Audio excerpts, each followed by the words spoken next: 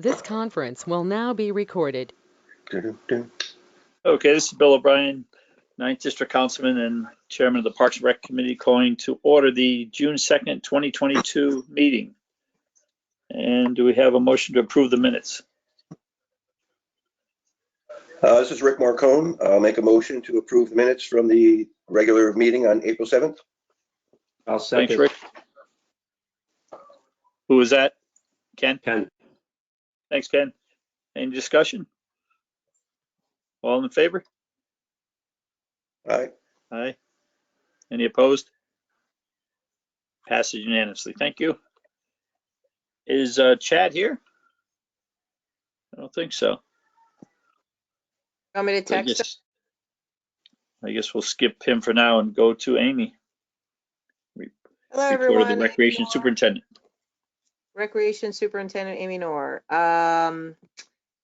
So June report, summer camps. That's really all we're doing right now is preparing for summer camp, trying to get last minute signups for our sports camps and arts and science and preschool, but our playground camps are completely full. 5 of them, 110 full with at least 100 on each wait list. People keep calling me every day, are we taking people off the wait list? And I don't think that we're really going to be able to. We have hired all our staff. We look like we're going to have about 10 counselors per playground, and then 1 supervisor on each playground. If we get not many kids showing up, then I can start taking kids off the wait list, but it doesn't seem that way as of now. I think we're going to wind up with like between 60 and 70 actually showing up each day on each playground, but we'll see how that goes when we start our first week, which is June 27th. Right now, we're just preparing for our training. We're doing training of camp counselors June 23rd, 24th, and 25th, and that includes public safety Director Larry Ciccarelli is going to come out and talk to us just about safety on the playground and stranger danger and active shooter type situations, which unfortunately we need to do that. We're also going to have community services come out and talk to us just about, I don't know what that noise is, but that's not me. Dealing with, different types of abuse situations, just recognizing any kids who are in trouble, lots of stuff like that. We go over all that every year with the kids. And then we also are doing special training for our supervisors. Our supervisors are all trained in CPR first aid, and then they get extensive training just because they're the bosses on the playground. They have to deal with parents and any accidents and anything. So we do extensive training with them, probably once or twice a week starting next week until camp starts. We're also going to be doing parent meetings for all the camps. That's all going to start the week of June 23rd. And this year, for the first time ever, we are going to try a teen camp. That is going to be at Birdseye. It's going to be 3 days a week, Monday, Wednesday, and Friday, for ages 12 to 15. We kind of felt that that was kind of a lost age group last year. We accepted those kids on the playground, but they were lost. They hated it. The playground is geared towards little kids. So this one, we're hoping we're going to allow them to have some phone time. We're going to have video games set up. We're going to have gym. We're going to have the outdoor.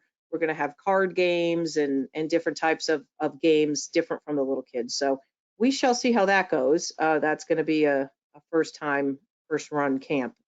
And then we're back to trips this year, which is, we have not done trips in 2 years. This is our first time back with getting on buses and going to lake compounds, Quasi, Adventure Park, all those types of places. So we're starting registration on those and we're moving along. Any questions on summer camps before I move on? Amy, how many total playgrounds are there? There's 5 total playgrounds. Short Beach, Longbrook Park, Eli Whitney School, Nichols School, and Johnson Soto. And those are all pretty much been the standard over the years, or have there been more in the past? We were at Second Hill Lane, but they're getting a new roof this year, so we moved to Eli Whitney. Okay. We had at think we had been, before me, we were at Clover, but that was kind of a nightmare. So we stopped doing that and we switched it to Nichols, and Nichols has been going pretty well. Heck, Eli Whitney was a playground when I was a kid, many, many years ago. Yeah, so we went back to that. We had to stop going there for, again, they were getting a roof, so that was off 1 year. Second Hill Lane was so successful, we kept it there, but now Second Hill Lane, with their They roof. only do it virtual now, so. So, any other questions on summer camp? Okay, adult programs, we are, men's softball's in full swing. We took over the co-ed league this year. So far, so good on Sunday mornings. We start adult beach volleyball next week. And then we are, the only youth program we're running right now is open gym basketball on Wednesday nights at Birdseye. That's going pretty well. Swim lessons, we are going to be upping, we've been doing lessons all along. We just haven't had a lot of staff, so we weren't able to take that many people. But once school gets out, June 27th, we are going back to Flood. So we will be running lessons at Flood and El Grasso Pool. Pretty much every day of the week, we will be having some kind of a lesson. We're also going to get to do some open swims for families at Flood on Tuesdays and Thursdays. Pickleball, the reservations are going well. You know, that Aileen will attest. They call us all the time. They want more pickleball, but they have now. Worcester has 4, Short Beach has 2, Flood has 4, so there's plenty out there for them to reserve, and they're moving along. YMCA is still using Flood and Ella because their pool's not ready yet. They told me it would be through a couple weeks of June till they're opened, so I'm hoping that they will go back to their home in the next couple weeks, but we'll see. Field use went well for spring. We're moving on to the summer sports, baseball. Everybody's getting their permits. Beaches opened this weekend. We actually did pretty well because Sunday and Monday were very good days. Lifeguards began on Saturday, and we are having lifeguards there 7 days a week right now, only at Short Beach. Once school gets out, we will be 7 days a week at both beaches. But we're 7 days a week at Short Beach, weekends only at Long Beach until school gets out. And then big events coming up. Main Street Festival is obviously Saturday. There's a big concert benefit for Sterling House in the 11th. Movie nights will be starting at Short Beach on the 17th. Make Music Day is on the 21st. And Town Fireworks are on the 30th. That is all for me, unless anyone has any questions. Let me just add too, on the 11th, it's also Stratford Museum Day. All the museums in town will be open, free admission, and those that do charge. And it's also Connecticut Open House Day. So in conjunction with that, we're doing the Museum Day. I'll make sure I add that for my weekend update next week. Thanks, Amy. If nobody has anything else, so we have no Chad? Nope, I see him. Chad's here. Oh, there's Chad. I'm here. Sorry. All right, Chad. You're up to bat. I'm up. Well, obviously it's spring and it's parks and grass is growing out of control and spring sports are coming to an end. But you know, we're hosting the CIAC States at DeLuca Monday, Tuesday, Friday, Saturday. We are mowing. We can't mow anything fast enough. You know, we're obviously working on the fields that get used quicker than others, which still is a struggle to get to. Splash pad opened up right before the holiday. We started grooming the beach the day before the holiday, but we were working on it for like 2.5 weeks before, removing all the Phragmites, the driftwood, and all of that stuff. But a couple key storms put us backwards every time we had it clean. The pickleball courts, obviously, by now have all been lined and are being used. Up at Worcester, they did a little bit of work. There was some cracking going on the outer shell where the posts of the fence were. It has nothing to do with the structure. It's just the little bits of concrete that was poured around it that were falling off. So company since has come out, painted around the poles to kind of get everything all cleaned up. We dropped them off 2 loads of topsoil, so they pushed the topsoil around, finished it off. We put seed. So the seed will start to grow, which will finish that part off. We did some work in the front area of Short Beach tennis courts, getting that all set with some rocks, some easy pathways from the parking lot leading to the basketball courts and the tennis court. And on the back side, we're going to rent a rock separator, rock sifter. It's not been available through Bobcat, so as soon as it becomes available, we'll start working on that backside and get some seed out over there. But Booth Park is busy. The beaches are busy. Everything's getting. The golf course has been very busy. Had a very good weekend. So yeah, that's my report for now. If there's anything specific. Hey, Chad, this is Bill. Is the scoreboard at DeLuca working? No, it is not. About 3 weeks ago, we called Steve from Northeast Scoreboards, the guy who installed it. Steve is a guru when it comes to scoreboards. He's fixed it a couple times in the past. This time we got a major problem with the whole motherboard. So he's been trying to find a part for it. The problem was that scoreboard is 3 generations old now. Very hard to find parts. So he could manufacture the part and build the part, but obviously that takes time, more time that was allotted before the SWC championships and the CIAC championships. So we're kind of at a crossroads, either invest a lot of money rebuilding a board that's 3 years old, or going to get the newest technology that's available. So nothing will be available for the playoffs. Now, Steve is he knows specifically to call me if anything, if he finds the part. I have not heard from him. I was going to call him tomorrow just to kind of see, but he's got. So I guess, Ken, what do you think? Sounds like a CIP project? Yeah, Chad, I was just going to ask, just ballpark figures of how much it would cost to just replace that motherboard or just to get a whole new one. To be honest with you, Ken, he didn't even talk about that because you could tell in his voice and his demeanor, like, yes, I could rebuild this, but it's not really worth your time.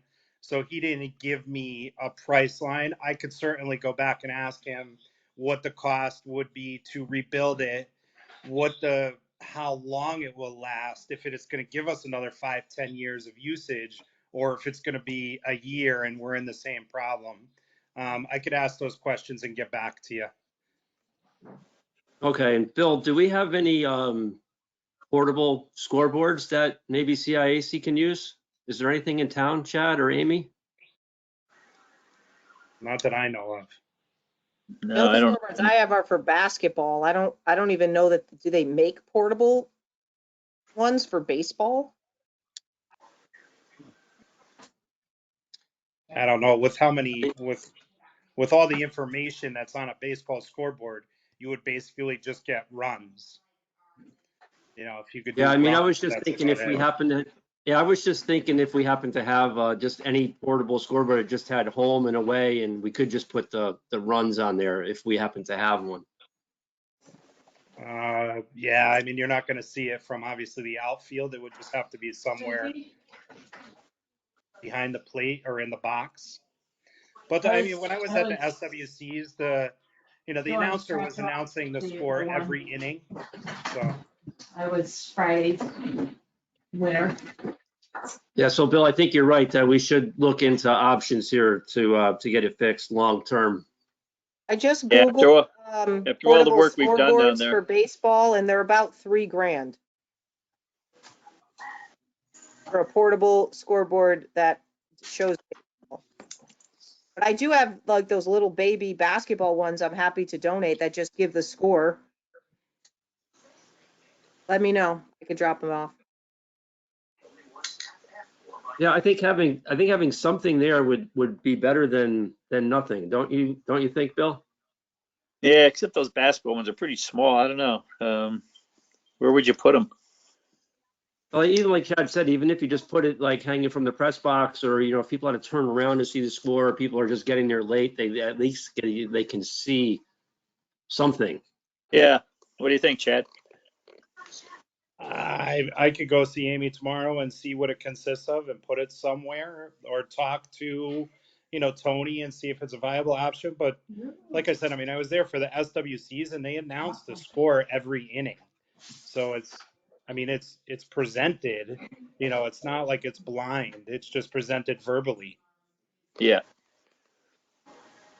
Yeah, I think down the road that we've got to do something to, after all the work we put into DeLuca, it's a shame we don't have a good scoreboard.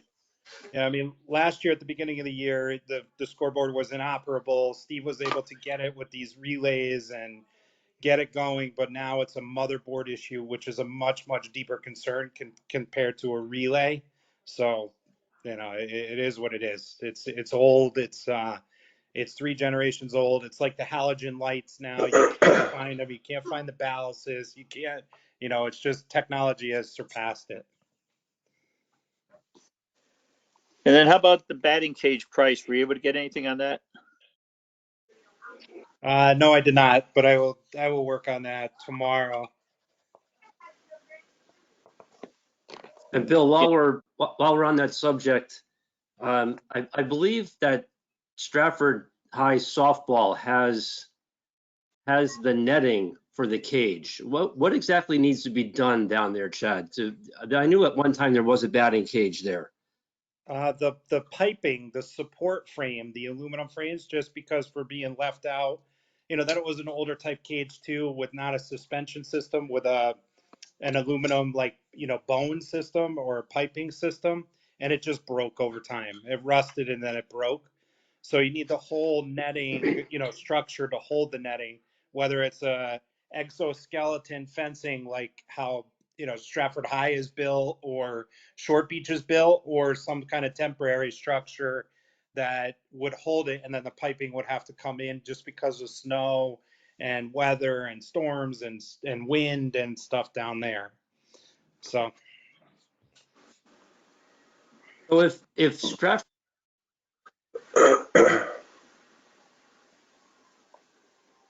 We lost you.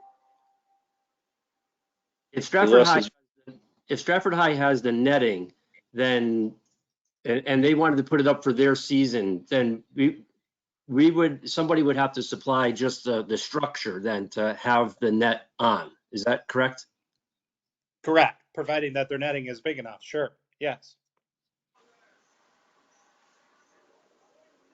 All right. Do the Brakettes ever inquire about a batting cage?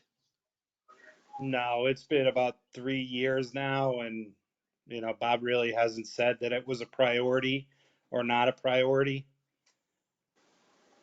Yeah, the way Bill and I were looking at it, like I said in the email, was that, Bunnell baseball and softball each have a batting cage, and Stratford High baseball has a batting cage. So really the only high school team that doesn't have a batting cage in town is the Stratford softball.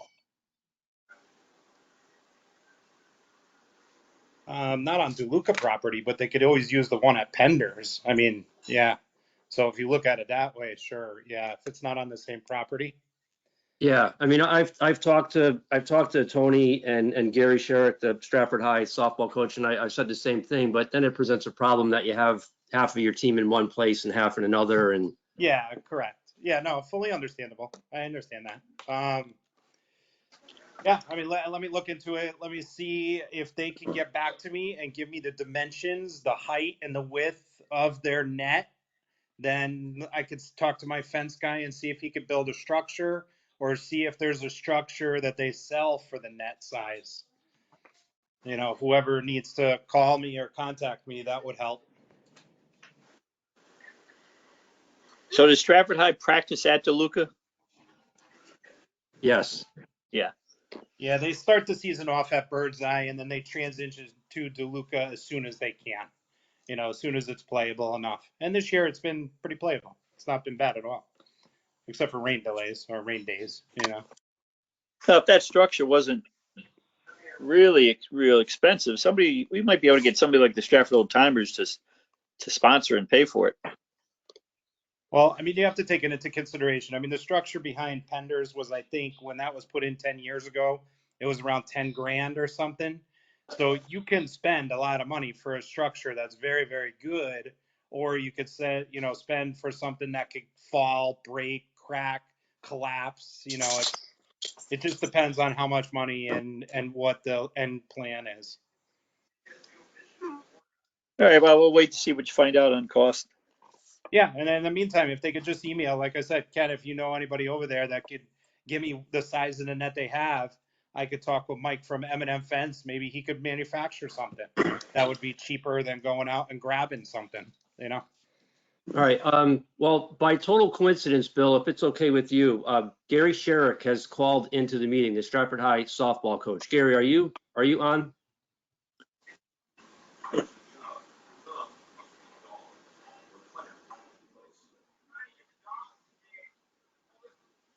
Gary, are you there? I see 3 callers are muted.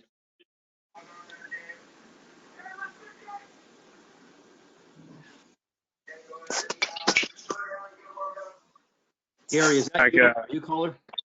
Yeah, I'm there. All right, Gary, if you just want to introduce yourself and explain what you have on your end for the netting, that would be great. Yeah, absolutely. My name is Gary Sherrick, Stratford High softball coach. Chad, your crew has done an amazing job all spring, so I really appreciate everything you guys have done.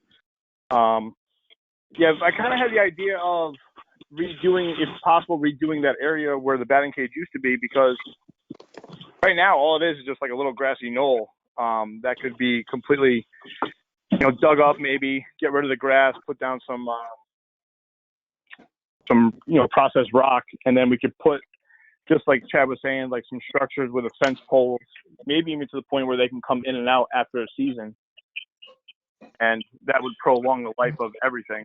But I do have a net that's 55 feet long, it's 12 feet wide, and it can be suspended up to 15 feet high. So it's a good sized net, and it's got no wear and tear because it's been inside. But once they redid the school, I could no longer use it because the gyms got bigger.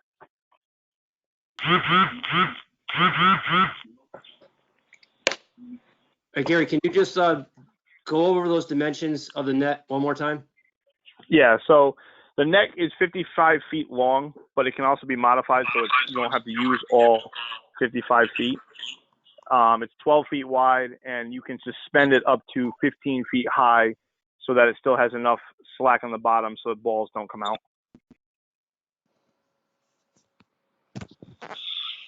And if you're the only team that's going to use it at DeLuca, then you would just want it up from your perspective. You would just want it up during your high school season.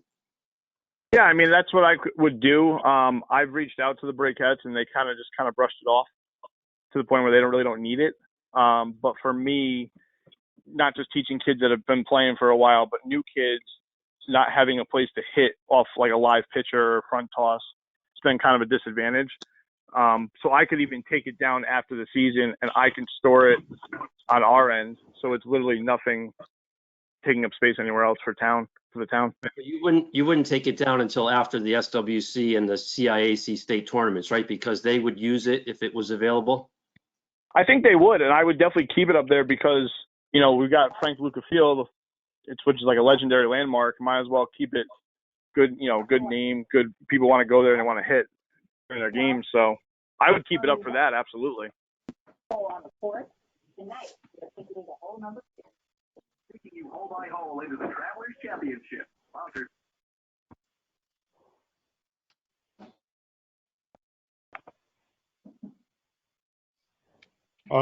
I have the dimensions, so I could talk with Mike, the fence guy, and see if there's something. Gary, does there need to be like a flap down for kind of a pitcher, or is it straight just tee hitting? You can do a bunch of stuff. You could do tee hitting. I already have the screens, the safety screens to throw behind, so that's not something the town would have to worry about. Okay. It's just honestly, it's just more the structure of it. And like I said, you could do it where you can take the structure down after the season, not just the net. So you can take the structure down, like you said, with wind and any kind of inclement weather. Yeah, I mean, the only way, to leave it up would be something like, penders, like something that's a, 2-inch, big diameter, structure, bone structure that could stay and withstand the weather. But let me Yeah. talk to Mike and see what he comes up with for the 55 by 12 by 15 feet high and see Yep. what we come up with. And then I'll look and see what some prefab stuff costs in that range. I haven't measured that area, since the breakouts kind of just were like, I don't really care about it. I haven't measured it in a while, so I don't even know the size of it. So I'll start off with the grass pad. That, believe it or not, at one time was all processed stone, but when it's never taken care of and never used, grass grows, so Yeah.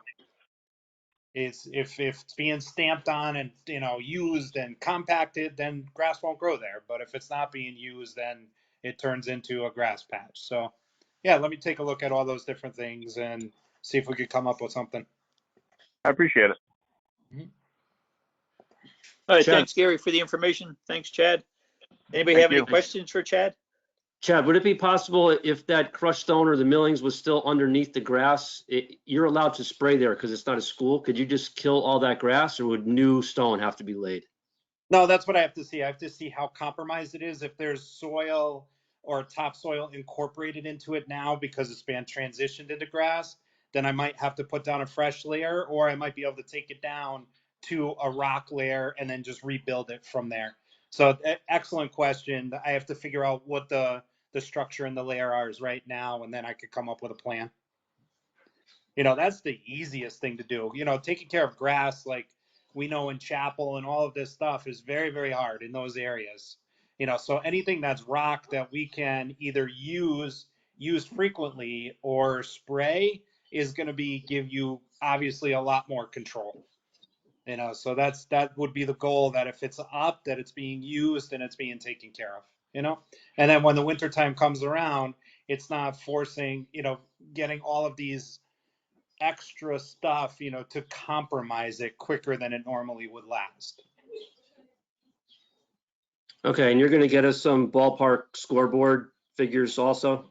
Yep, I'll talk to Steve and I'll get some quotes for some existing scoreboards like what we have and all of that stuff. Yep. I'll All right, send him thanks. an email tomorrow, so he should get back to me fairly quickly with that stuff. And obviously I'll talk to him about where he stands, or if he found the parts, or where we stand in that. But I would imagine he would have been running back here if he found the parts, because he knows we're hosting. He knows we hosted SWC. He knows we're hosting the state championships. So, but I'll reach out. All right, thanks, Chad. Mhm. All right. Anybody else have any questions for Chad? If not, we'll go on to continuing items. Before, I want to mention that if you ever need a long-range forecast, reach out to Aileen. Somehow she knew the weather was going to be bad tonight, and she requested a virtual meeting, and it worked out pretty good. Chad, anything new on Flood baseball field? That's probably going to have to wait till things are quieter, right? Yeah, it's probably gonna have to wait until we kind of get through the season. I mean, the good thing is that you guys approved it. The good thing is we just have to get it up there sometime and just start disassembling the backstop. So we've basically stopped taking care of the infield, so to speak. So when we go up there, we'll take out the infield, we'll put down topsoil, and we'll put down seed. So it's not a problem. As soon as we get free time, we'll get on it. Yeah. Pickleball courts, we already talked about that. I'm not sure where we stand with the tennis courts. I know it's all approved and ready to go, I guess. Yeah, I'm not sure. I know it's being worked on, so I'm not sure what stage it's in. Do you remember anything, Ken, from the last time we talked about it at council?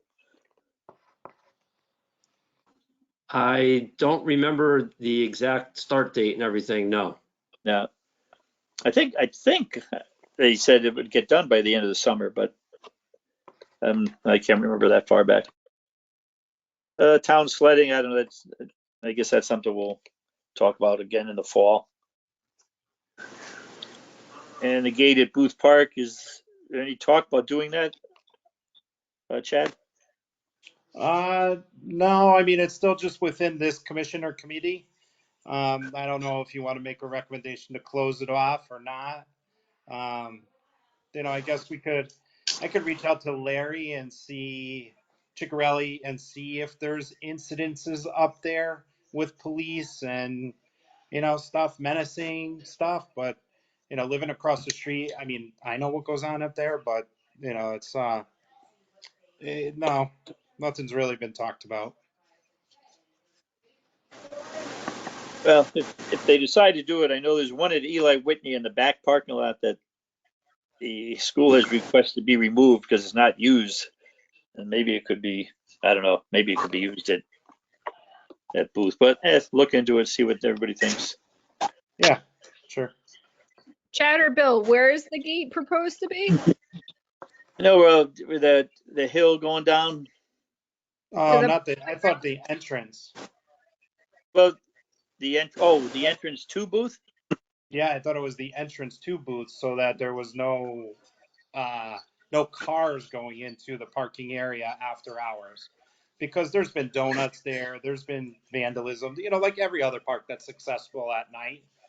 The same kind of thing. And I guess there was a gate there years and years ago that kind of, you know, sealed off the area. But, you know, even though you put a gate there, the property is still accessible at other points. So it's not like it's keeping it, you know, completely controlled. We've tried the gate at the top of the hill, but it doesn't really, it's fine the way that it's been doing now. Handicapped people go down to park, you know, it's not really all that bad. On days of pavilion rentals, I always have park staff there, so there's not a lot of cars that park down there for pavilion rentals because they're on top of it. It's just the after hours stuff of, you know, the after hours stuff. Yeah, I think it came up after that recent time when there was a lot of damage done to the field when a car drove down there. Yeah, it was done, you know, in the field in the lower part of the hill and all of that stuff. Yeah. Yeah. I mean, you know, but you could still access it from Putney Chapel Way, and you know, it's not foolproof, but it definitely deters people from going in and around the buildings and smashing windows and all of the other stuff. You know, that vandalism type stuff. Yeah. All right. Going on to new business. I don't think Kelly, you're not on, are you? I never heard back from Kelly, so I guess we'll just table this till we can have Kelly talk more about it. She was the one that proposed it.